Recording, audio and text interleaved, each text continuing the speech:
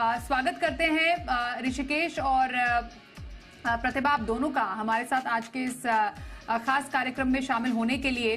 अगर हम पूरे इस लोन लैंडस्केप की बात करें, सबसे पहले ऋषिकेश, डेफिनेटली भारत में लोन लेने वालों की जो संख्या है वो बढ़ती जा रही है और जो हाल ही में आंकड़े भी, सरकारी आंकड़े भी सामने आए हैं, आरबीआई से आंकड़े भी सामने आए हैं, वो भी दर्शाते हैं कि आजकल जो जनरेशन है वो ज्यादा से ज्यादा तादाद में लोन ले रहे हैं। जरा थोड़ा सा इन नंबर्स पर रोशनी डालेंगे कि आखिरकार जो लोन पोर्टफोलियो है कितना बढ़ा है? नमस्ते स्वाति जी, नमस्ते प्रतिभा जी और सारे दर्शकों को नमस्ते।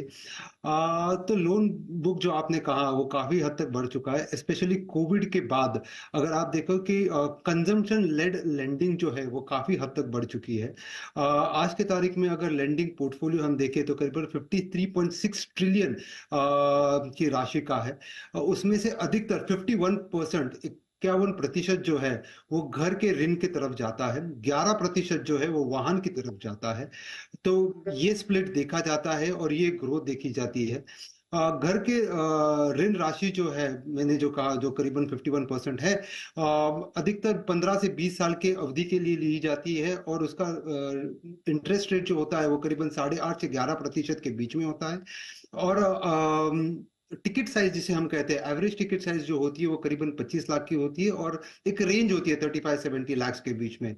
और ऑटो लोन्स या फिर वाहन के जो ऋण की बात करते हैं तो वो करीबन 10 लाख, फोर व्हीलर्स जो है वो 10 लाख से ऊपर दिखाई जाता है और टू व्हीलर्स जो है वो करीबन 75,000 टू 1 लाख के बीच में देखा जाता है।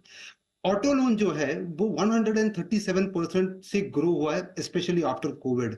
सो काफी जंप अप दिखता है स्पेशली ऑटो लोन्स में। और अधिकतर 53.7 एज वेल, ये काफी बड़ा नंबर है। 53.7 ट्रिलियन ये काफी बड़ा लोन बुक होता है। ऋषिकेश, एक एक करके आपसे सिनारियों को समझेंगे, क्योंकि हम यूजुअली कहते हैं कि आप ईएमआई तो भर ही रहे हैं, लेकिन कई लोगों के पास ऐसा विकल्प आ जाता है, इनफैक्ट विकल्प होता ही नहीं है। आप या तो ईएमआई भरें या तो एसआईपी करें। तो क्या कोई ऐसा तरीका हो सकता है कि आप ईएमआई जब पे कर रहे हैं तो लोन की कुछ रकम आप अपनी एसआईपी के जरिए उसको प्रीपे कर पाए या चुकता कर पाए? तो ये इसका गणित कैसे होता है?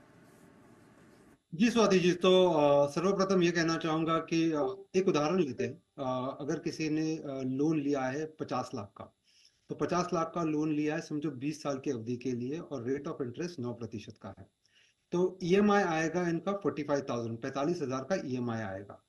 तो अगर ये 45,000 का ईएमआई चुकता करते जाएंगे अगले 20 साल के लिए, तो कुल मिला के उनकी राशि जो अदा करेंगे वो 1,08,00,000 होगी। तो घर की कीमत हुई 50 लाख और इंटरेस्ट पेमेंट हुआ वो 58 लाख का। तो ये हुआ ब्रेकअप एक कॉमन सिनेरियो का, जहां पे आपको 50 लाख का घर खरीदना है और 9% का आपका रेट ऑफ इंटरेस्ट है। अभी समझते हैं इसका समाधान कैसे हो सकता है कि ऐसी ऐसी कोई तरकीब है जिसके वजह से इंटरेस्ट फ्री ऑफ कॉस्ट हो जाए। तो उसकी एक तरकीब है।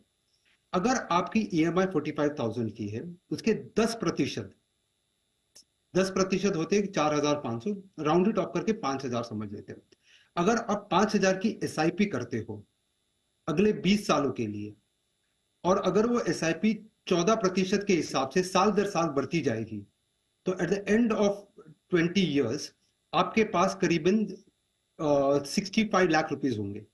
तो 65 लाख रुपीज होंगे, तो लेकिन 65 लाख में तो आपने निवेश भी किया है जो 5,000 हर महीने करते थे। तो आपने 12 लाख का निवेश किया है, तो 65 में से 12 निकाल दो, आपके पास 53 लाख रुपए बच जाते हैं।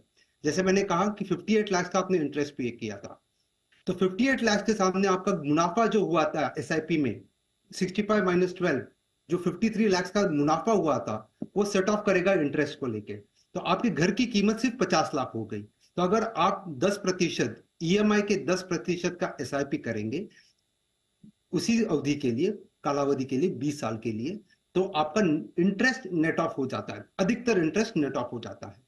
जो मैंने उदाहरण दिया उससे हम समझ सकते हैं। ओके ओके ऋषिकेश, मतलब कहने का आपका ये है कि आपकी एक ईएमआई चल रही है, 50 लाख की ईएमआई आपने ली है, जिसमें आप 45,000 की जो होम लोन है आपका 50 लाख का चल रहा है, जिसमें आपकी ईएमआई महीना 45,000 की पड़ती है। तो आपने जो एक फॉर्मूला बताया, एक कैलकुलेशन बताया कि अगर आप उस ईएमआई का 10% की भी एसआईपी कर लें अलग से, मतलब मानिए 5,000 रुपए की एसआईपी से अगर आप शुरुआत करें तो आप कम से कम उस इंटरेस्ट पेमेंट, जो इंटरेस्ट आपका जो ब्याज बनेगा, कम से कम उसको आप पे करने के लायक आगे आने वाले सालों में बन सकते हैं। थोड़ा इसको फिर से रिपीट अगर करेंगे, क्योंकि हम कैलकुलेशन दर्शकों के लिए चला रहे हैं अभी। ठीक है, तो हमने लोन लिया है 50 लाख का, ईएमआई आ रही है 45,000, बराबर, क्योंकि 9% 20 साल के हिसाब से 45,000 की ईएमआई आ रही है।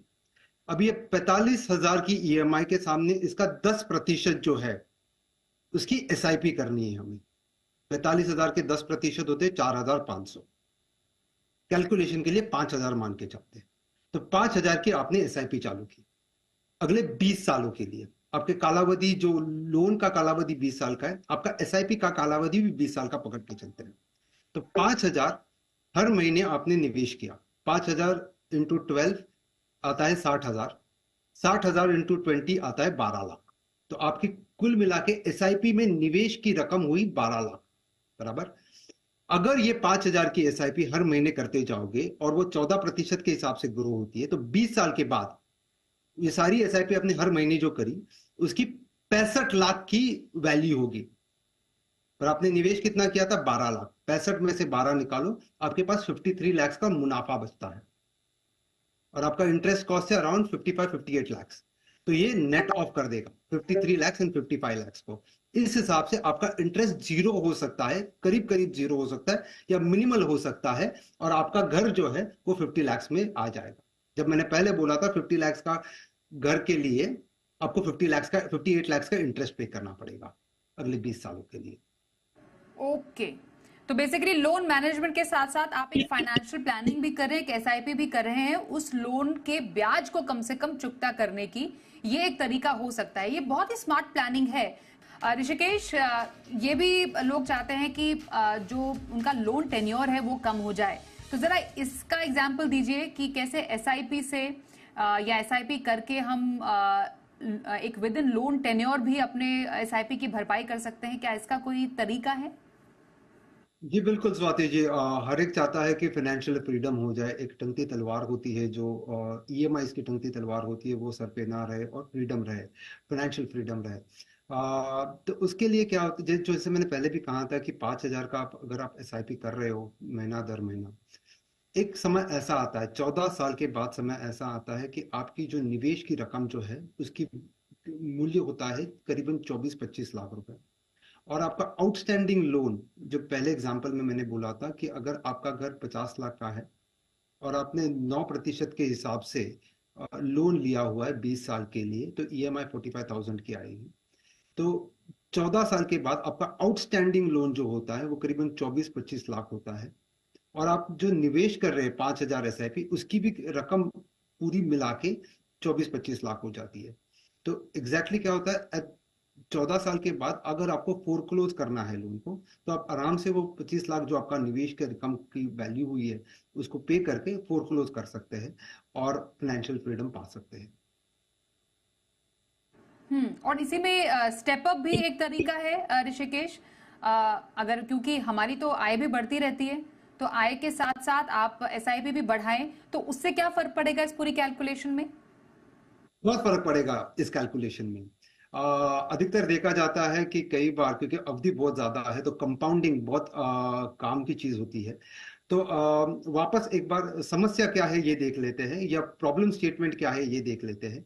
हमने 50 लाख का घर खरीदा है जिसके ऊपर हमने ब्याज भरा है 58 लाख का, दोनों मिला के 1,08,00,000 में वो घर पड़ा है 20 साल के बाद। अगर हम स्टेप अप एसआईपी करते हैं, समझो 7,000 की एसआईपी साल दर साल करते गए, या समझो 7,000 की एसआईपी जो है महीना दर महीना करते गए, 20 सालों के लिए की हमने ये एसआईपी, तो हमारी पास 20 साल के अंत में अगर वो 14% से ग्रो होता है तो हमारे पास 1,73 लाख रुपीज मिलते हैं हमको 20 साल के बाद।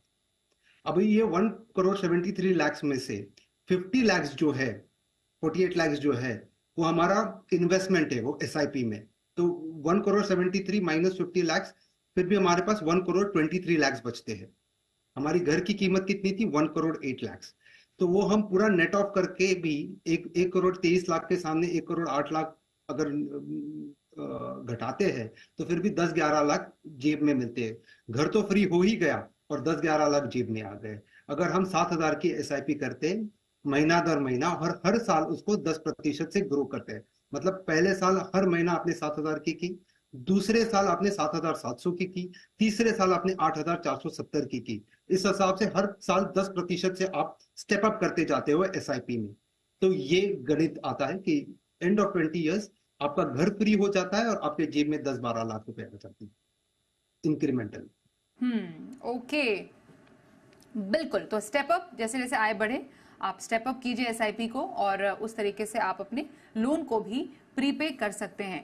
ओके, और ऐसे कौन से, क्योंकि आपने थ्रू एसआईपी ऋषिकेश बताया कि इस पूरे लोन प्रीपेमेंट के गोल को पूरा कर सकते हैं विद इन इक्विटी, कौन से ऐसे रहेंगे फंड्स वेरी क्विकली जो आप सजेस्ट करेंगे?